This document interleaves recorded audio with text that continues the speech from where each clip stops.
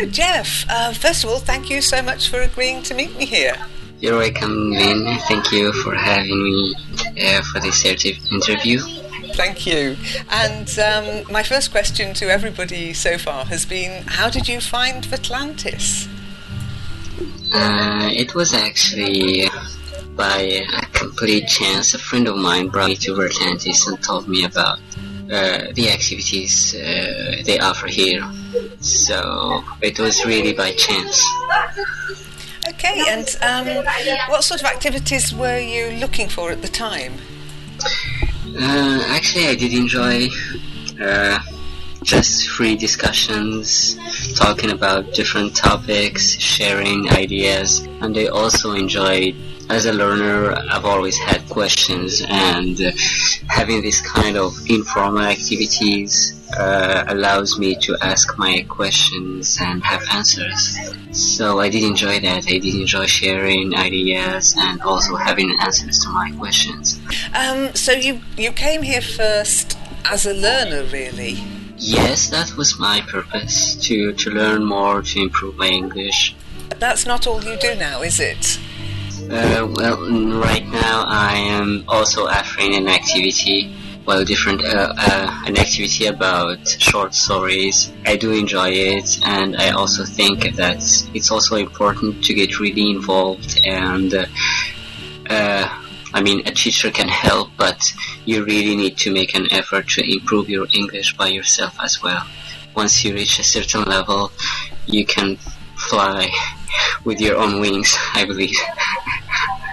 And is English the only activity you're involved in? I stopped or I don't want to say teaching, but I was helping in the past people practice their French as well. I kind of stopped a little bit because I got too much involved in English activities, but maybe in the future I will start helping my friends who want to improve their French. And Virtlantis isn't the only area you visit on Second Life. It's not the only area you help out on Second Life, is it? What else do you get involved in on Second Life? I am also one of the tutors of another learning community that is dedicated only for English. It's called Cyprus. But it's kind of the same philosophy where we learn for free, we share for free, and enjoy learning. So, what else do you get up to in Second Life, apart from learning?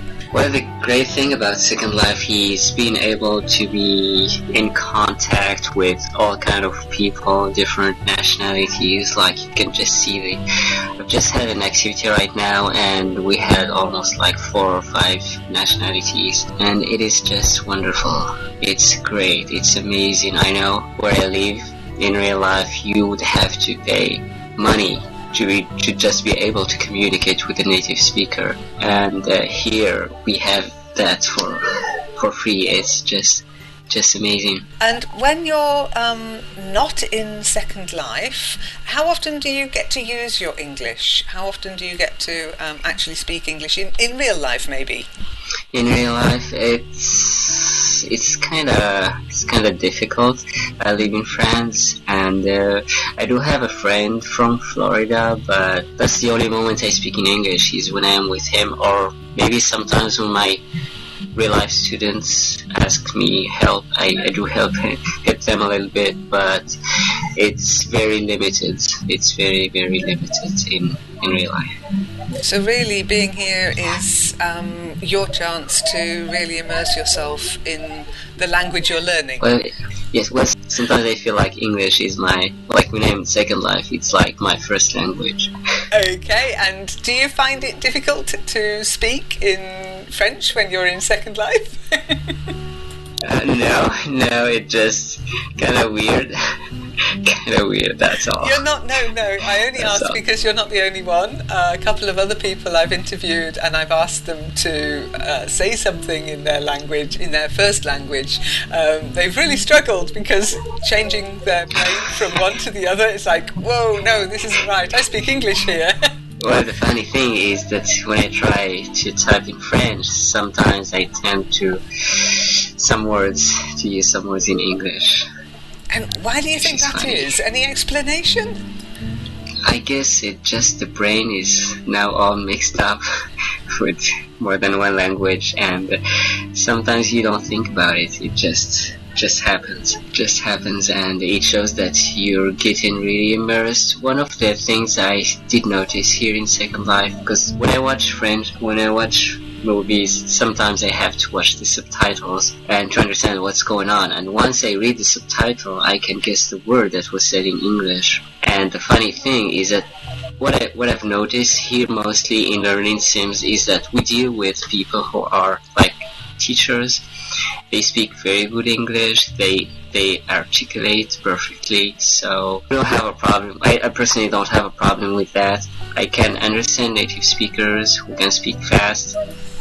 That's fine with me as long as they articulate it. But when we watch films, usually they don't articulate, and it makes it a little bit hard.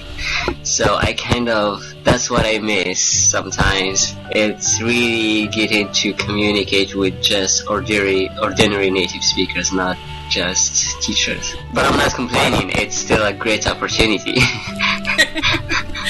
Well, I hope you realise that teachers are ordinary people too. Okay. Thank you so much for your time and for answering all my questions. And I suppose we'd better get back to real life. Yes. All right. Have a good day. Bye-bye. Bye.